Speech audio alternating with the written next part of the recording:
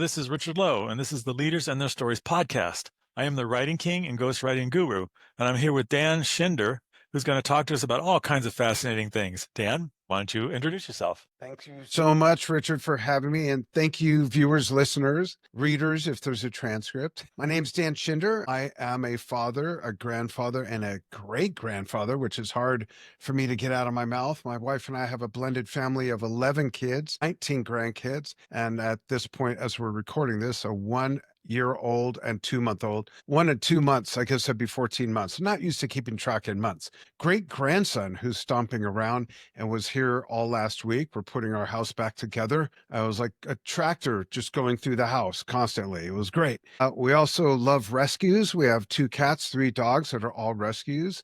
And I have 2 businesses. The first business, primary business, I don't know if that'd be fair to say, but the first one that I came up with is Drum Talk TV. We're the largest online media company in the music industry covering the world of drumming. And it's not just for drummers, it's for music fans. And we had so much success in our first year with my own marketing strategies 100% organically that when it was pointed out to me at about month 8 or 9 that we were achieving 900% more online reach and engagement than all of our industry peers combined, that inspired me to really learn more about myself, how I did that, and to start a marketing training company to teach others how to do that and have success doing what they love doing, helping other people. So that company is called Advanced Social Marketing, with a branded series of workshops and courses called Social Media on Steroids. But really, I teach a very well-rounded 360 look at marketing. I'm a certified NLP trainer, Neuro-Linguistic Programming. So I weave the psychology of marketing and the buyer's journey into that as well. Drum Talk TV is now almost 12 and a half years old. I started in January of 2013, and it's been quite a ride. I had a great full head of hair when we started. I was 6 feet tall. Now I don't have hair and I'm 5'7" and 3/8, something like that. It's interesting how life happens sometimes, huh? Absolutely. Yeah, you said you're Drum Talk TV. I've actually taken part in drum circles before quite a I bit. love drum circles. Yeah. Yeah, just banging on the drums, it was fun. Yeah, it is. Back many years ago, that was a lot of fun. I got dragged to them. I have a bunch of dancer friends, Renaissance Fair dancer friends. Yeah. They dragged me to these drum circles. I was kicking and screaming the whole way, but it had fun. But then you had fun. And I met this guy named Vernon. He's since passed, and he taught me how to use used all the drums and how this one is different than this one and how to do that. And I never really learned, but it was fun banging on them anyway. There's something very natural and really innate about that. I have a bunch of West African drums behind me up there. I have 2 darbukas from North Africa, also known as the Middle East. And I do a lot of hand drumming on Latin percussion, the African drums and the Middle Eastern drums. And I love music from the Middle Eastern region. We're Jewish, so I find it funny that a little Jewish boy from Los Angeles just loves Arabic music. Like nowadays, that's not a big deal, but back 50 years ago, people would be like, what? But now it's like, that's the thing about music and food. That's what brings people together. That's a big part of what makes us all the same. And having traveled to many different countries and working with people in many countries, we have followers from over 100 countries. You really learn that everyone wants the same thing. Everyone wants to be healthy, have a roof over their head, have access to food, water. If they have kids, we have too many sometimes. You want their kids to be safe. We really are all more the same than the media or other people often make us out to be. And it's food and music that really proves that, I think. Well, I avoid the media for the most part. I mean, it's especially these days, it's so biased. Social media, TikTok, news, you don't know who's bought whom. So I simply just avoid it because it's too upsetting and there's nothing I can do about it anyway. I mean, Trump did this, Biden did that, this happened in Arizona, this happened in the Philippines. Like, I can't do anything about it. Yeah. Why am I worried about it? Yeah. And I personally don't care I'm a caring person, but when I say I don't care what other people's opinions are, everyone has an opinion. That's okay. But when people dramatize it or are really outspoken, I'm very private about that. No one knows our politics, they might know our quote religion. They don't know our spirituality, what we believe. How do we feel about gun control, right to choose? No one knows that because it's our personal business. And I avoid that. When people say, I don't like Facebook because of all of this I see. I don't like this. They're connected to the wrong people then. And I think it's by and large, it really goes with what and who you choose to expose yourself to. And we are most like the 5 or 7 people closest to us, which is why my wife and I live in Arizona and none of our kids or grandkids live here. Yeah, there's this guy named Larry Wingett, and he's the pit Yeah. bull of coaching or something like that. Yeah. And he did a book called People Are Idiots and I Can Prove It. And it's a hilarious book. If you get insulted easily, you don't want to read this book. But Right. he says things like, people are idiots. I can prove it. Do you smoke? If you smoke, it says right on the package, smoking's going to kill you. You're an idiot if you smoke. It's just the way it is.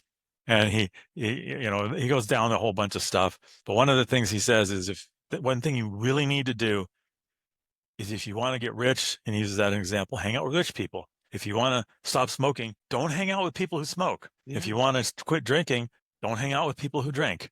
And if you want to prosper, hang out with people who are prospering.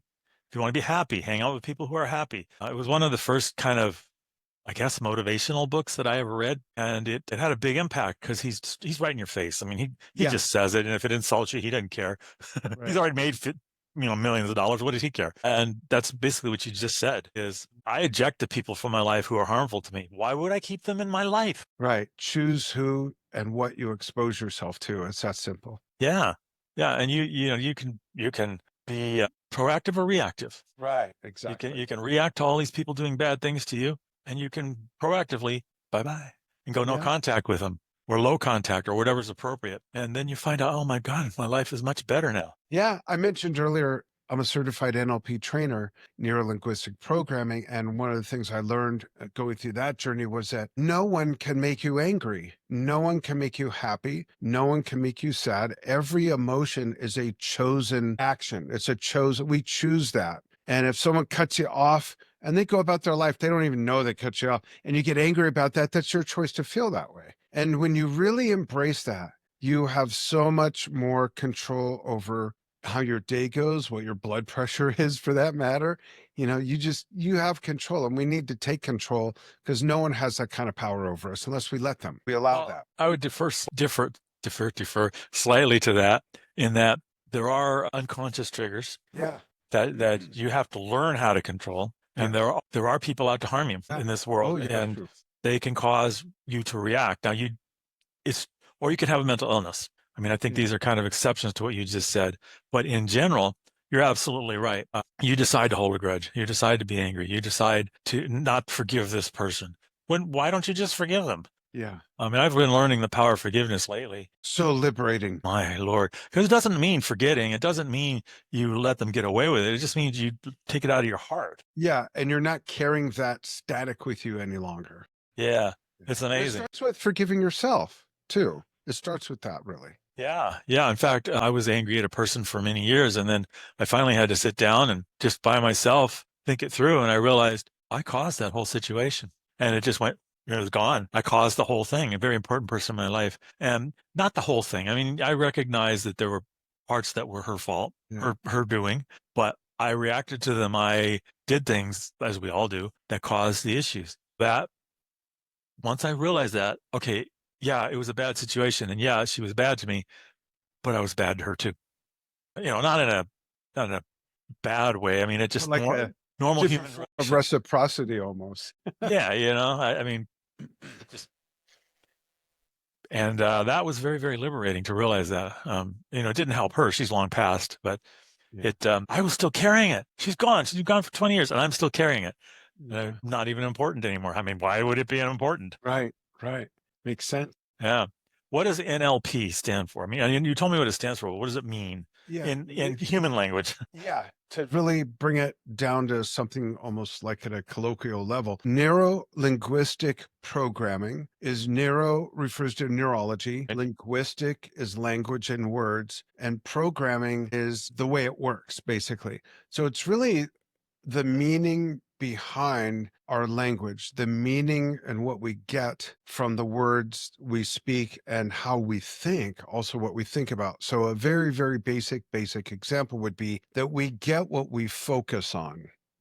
Yes. get what we focus on. And when you add language on top of that, when we use the quote incorrect language, we will get exactly what we're asking for. So a funny sort of example at a basic level was if there was a guy, this is supposedly a real example, who said, I want to, when I grow up, I think it was a oldish teenager, early 20s.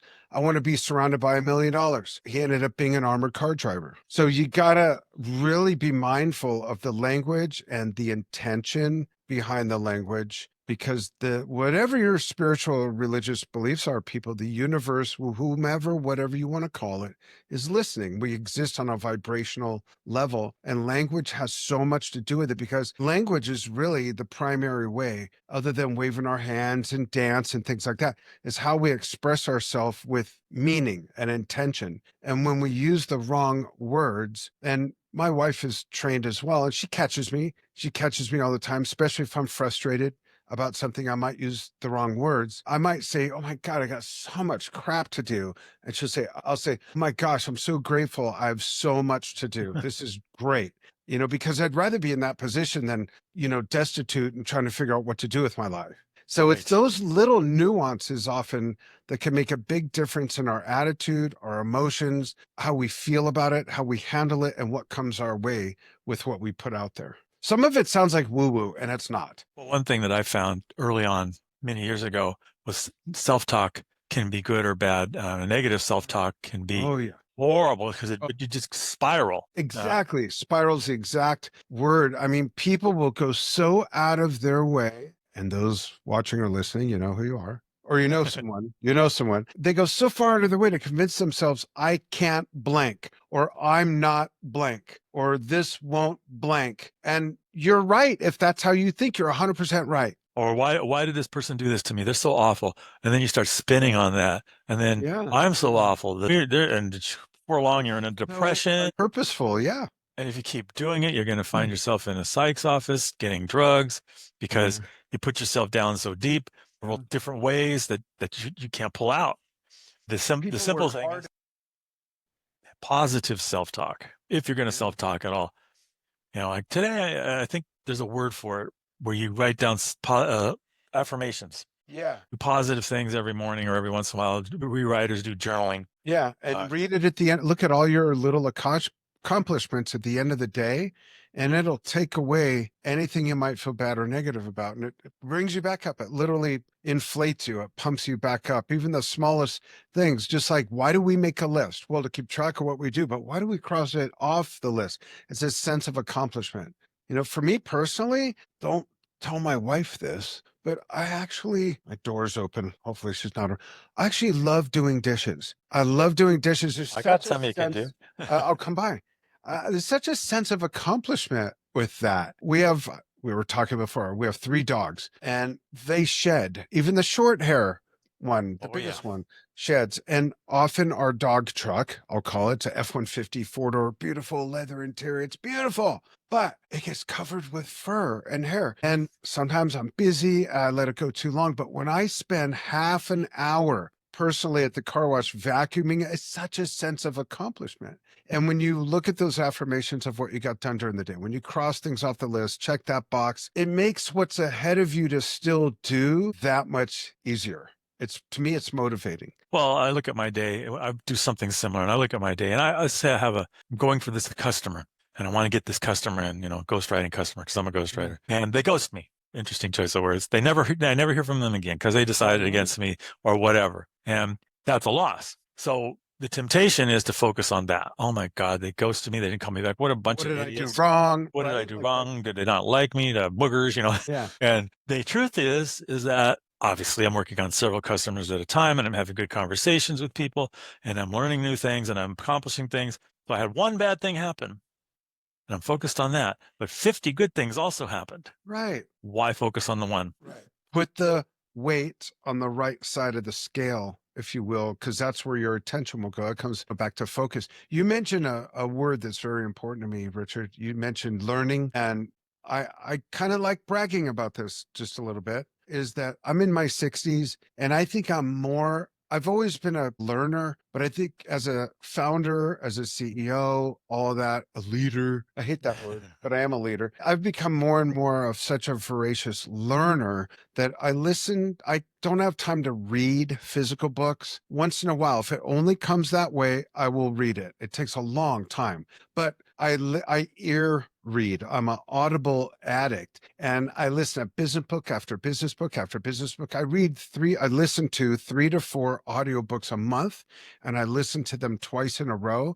I make notes, I take screenshots of timestamps. I'm just so into that. I mean, sometimes he's extremely successful, but am nowhere near and ever want to be where I'm resting on my laurels and think I know everything I need to know for my role. And I don't want to think that way about anyone on our team. And I certainly don't want them to think that way. And I think that's super important. It's almost like the opposite of a lot of the way people think. As the older they get, the more they've accomplished, the less they invest in learning. And I think it's the opposite. The more experience you have, the more you'll learn from new lessons, because then you have context, you have a different perspective. If you're older, I'm older, hopefully I'm wiser. I just turned 62 a couple of weeks ago, so I hope I'm wiser, definitely older. But it's having that open slate, if you will, that open mind to let that information come in and do something with it. It's so important. Well, I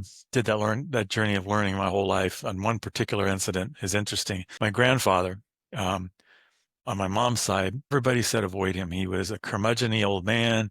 Just don't get near him. He's gonna bite your head off. Blah blah blah blah blah. Well, I was 17 and I was a little arrogant. I mean, Only a 17-year-old? 17-year-old arrogant.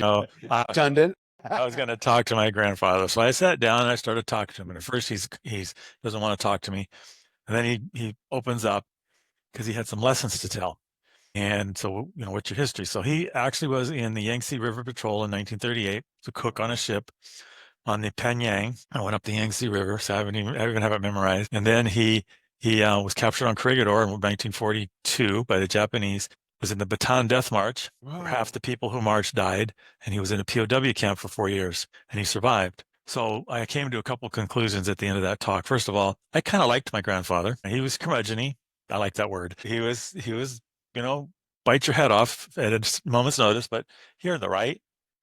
Yeah. Earned that right. I learned I like stories, and he had a lot of them. Unfortunately, I never got to talk to him again after that, but I did write his book and never published it, but I wrote him. That was my first ghostwriting project. I learned not to be afraid to go talk to people. I was very introverted, very shy, lots of reasons. And I started to break out of my shell at that moment that I could talk to him, and it didn't kill me. It made me stronger. And I still remember the stories. Some of them are horrific, and I'm sure they were toned down Right. because I was only 17, and I'm sure he didn't tell me all of the gory details, but I understood at least some of it. And another guy I spent some time talking to was even more interesting in many ways. His name was Jerry, and he was my boss at a liquor store. And again, I was 17. I worked in a liquor store as a night manager in Lake Arrowhead, and he was a World War II German Nazi U-boat commander. And his job was to kill Americans and sink American ships and then surface and shoot them all. And he used to bring me in the back room. We'd play chess. He'd whip my ass or he'd let me win, whichever. He was a chess master. And then he'd start crying. And I'm 17 years old. I'm thinking, the hell do I do now? This old grown man, 60 years old, 70 years old, whatever he is crying in front of me. And I don't know what to do. I don't have any training. What did you do? I just let him talk. And that's all he needed was somebody to listen and, acknowledge him once in a while. I gotcha. And I mean, he was the enemy, but it was many years since. And I also learned my love of stories at that point. I gained some empathy for what he went through. He was still suffering up till the day he passed.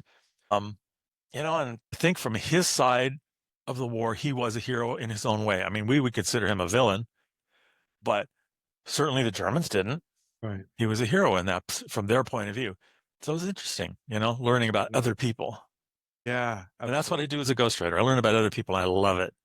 It's fun to enjoy what you do. I mean, that I think is a big part of the meaning of life. do something that you love doing. When people say, if you love what you do, you'll never work a day in your life, that's BS. I Huh? love what I do. And my wife and I work our tails off, but Oh we yeah. love what we do or we wouldn't do it. Yeah, I was in the tech world for 33 years. I used to be the direct computer operations director at Trader Joe's. I managed all the systems in the Wow. corporate. Had a staff, big staff, managed warehouses, all that kind of stuff, all the technology, security, disaster recovery, Wow. etc. Yeah, I did it all. And then I said one day, I'm tired of getting yelled at every day. And, sometimes it was minor, sometimes it was passive aggressive, sometimes it wasn't, sometimes it was Right. overt. It was just, and it wasn't that Trader Joe's was a great place to work. It was just The individual. that's the individual, or that's the way it is in the Yeah. corporate world. I don't know, but I don't get that now. Yeah. Now that I'm on my own. Totally appreciate that. I go way, when I say I go out of my way, I don't mean to say it's not really how I am. I'm authentic in my behavior, but I'll put it this way. It's very important to me that we have a very, very fun, safe, inspiring, motivating company culture. Yeah, That's everything. And it yeah. means a lot to me that we've gotten such great compliments on that. I do want to reiterate that Trader Joe's is a great place to work. I was there 20 years. Don't stay in a place 20 years if it's a bad place to work. Yeah. Plus, if you want to see women that never wear makeup, go to Trader Joe's. Well, I was in the main office. It's a little different, but That's true. it has reasonable leadership. They've managed to build that store up from when I started. It was a $500 million a year store. Now it's, I think, exceeded 20 billion a year. So they got to be doing something right. Great brand. They've really built up. It just that relationship between boss and employee can get what's it called irritable sometimes, Yeah. and friction. There can be friction, Yeah. and it wasn't Trader Joe's. It was the friction between individuals. But there's an interesting thing when somebody has power over you. But I did learn something very important when I left. Never be afraid. I was afraid of leaving. I was afraid that oh my God, I'll be destitute. What will I do? I left with like lots of money in the bank. I survived for several years without working, and until I got my ghostwriting up. I didn't need to worry at all. Yeah. It's a self-imposed thing. Totally my box. So now my answer is, don't just get out of your box. What the hell do you have a box for anyway? Oh, that's funny. Look what I'm wearing. Yeah, interesting. Thinking outside the box. Well, I take it one step further. Just throw the box away. Yeah. Yeah. We don't need to be in a box. Yeah. You just throw it away. Put your kids in there. No, kidding. Well, some cereal, maybe. Yeah, the boxes have their value, but when you open your mind, wow, life becomes very different. Yeah, absolutely. Possibilities are incredible. Yeah.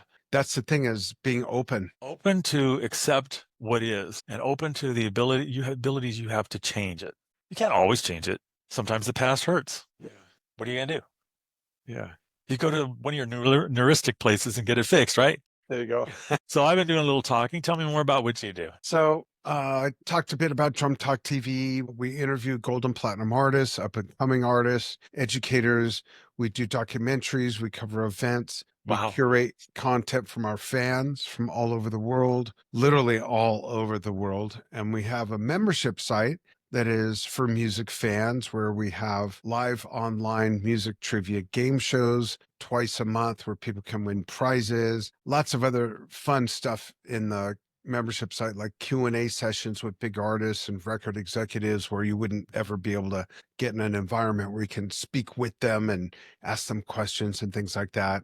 That's one of my favorite parts of it. That's called Drum Talk. That's at Drum Talk TV Brilliance.com. That's a lot of fun. And then I mentioned earlier my marketing training company, and that's for anyone. I should just stop there. It's for anyone, and you all need it, but it's really for anyone who knows they need to up their marketing skills and capabilities, which is really everyone. My marketing's perfect. I don't need that. There you go. There you go. Obviously. Right. Yeah.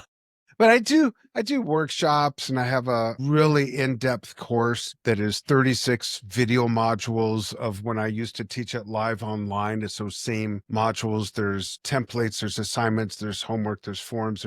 It's very, very involved. I've had people take my course that got degrees in marketing at universities, and they'd get 3 or 4 modules in and say, wow, they didn't teach us any of this at Penn State. And I'd say, well, no kidding. 2 things. One, no one that teaches it has the experience that I have of being able to reach 100 million people a year without spending money on ads or paying attention to SEO. built a fan base of over 1.5 million fans. And number two, even if you took a brand new course at a university, it was submitted 5 years ago. And this stuff just moves and morphs so quickly that part of my job in teaching that is to keep my fingers on the pulse of what's happening, what's changing, what are the new algorithms, what works, what doesn't work, because it has to do with what changes on the respective platforms, as well as what changes with consumer trends, consumer behavior, for things like that. It's such a crazy matrix that, quite honestly, often I'm surprised I got so good at it, because I don't like complexity. I like things that are simple. But somehow I figured it out, and we've stayed on top in our space on Drum Talk TV. And that's kind of like my proof of why learn from me, because of everything I've accomplished. And I've worked with everybody from nonprofits and solopreneurs all the way to larger companies like the Sydney to Hobart Yacht Race, Ford dealerships, McDonald's, different brands like that. And it really, really, really, really works the same way, no matter what the industry is, the service, the product, the brand, or anything like that. People try to, one of the defense mechanisms for people who don't want to learn is they say, well, I'm in such a niche that it's, or no, I'm different. You don't understand. Yeah, I do. You don't understand. It really all works the same way. And it's a lot of fun. Like, I don't exactly have an available mountain of time to teach all this stuff, because Drum Talk TV keeps me so busy, but I love teaching it. I love passing on the information that brought us to an 8-figure company that will help people thrive, even if they don't. No one needs 1 million freaking fans, okay?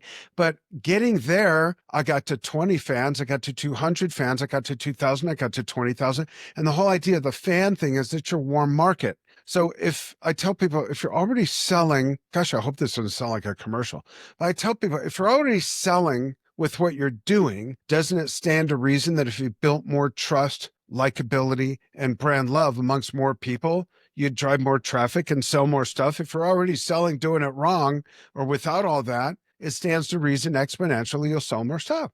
And it's never not worked if people do exactly what I teach. And I take a lot of pride in that. And I really enjoy doing it too. Very nice. Very nice. If our listeners wanted to get hold of you, how would they do that? So depending on the type of flare gun you have or carrier pigeon, no.